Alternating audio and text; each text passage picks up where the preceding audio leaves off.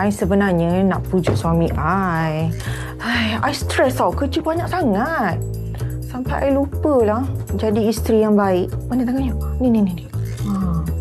You ada tips tak nak pujuk suami? Yelah, I tahulah salah I. Tapi I kan CEO, I busy, tahu kan?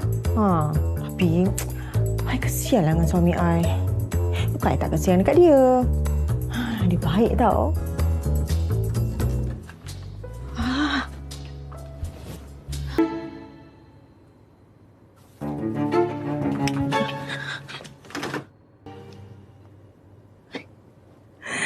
Tak surprise lah kalau dia tahu aku kat sini.